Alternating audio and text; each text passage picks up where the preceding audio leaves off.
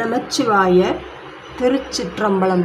தென்னாடுடைய சிவனே போற்றி, எந்நாட்டவர்க்கும் இறைவா போற்றி. நம்ம திருவாசகத்திலேருந்து நம்ம சிவபுராணத்திலேருந்து பார்க்கலாம். ஒரு பதிகத்துக்கும் ஒரு பொருள் இருக்கும் இல்லையா, அந்த பொருள் என்னங்கிறத நம்ம இன்றைக்கி பார்க்கலாம். ஃபஸ்ட்டு சிவபுராணத்திலேருந்து ஆரம்பித்து பார்க்கலாம்.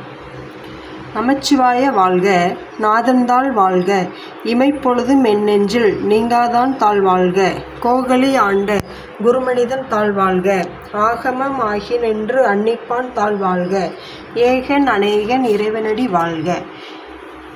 இதுக்குண்டான பொருள் என்ன அப்படிங்கிறத பார்த்தோம்னா, நமச்சிவாய என்னும் மந்திரத்தை நான் வணங்குகிறேன் அப்படிங்கிறது பொருள். அதுக்கப்புறம் பார்த்திங்கன்னா, சிவபெருமானின் திருவடிகளை வணங்குகிறேன், கண்ணிமைக்கும் நேரமும் அந்த கணப்பொழுதும் என் மனசிலிருந்து நீங்காத அந்த திருவடிகளை நான் தொட்டு வணங்குகிறேன் அப்படிங்கிறது பொருள்.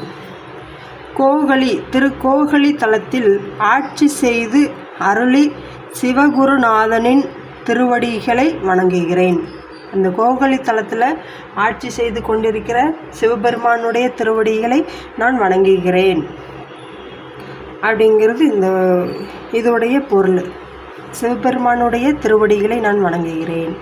திருச்சிற்றம்பலம். தென்னாடுடைய சிவனே போற்றி, எந்நாட்டவர்க்கும் இறைவா போற்றி. அடுத்த பதிகத்துடைய பொருளை நாளை காண்போம்.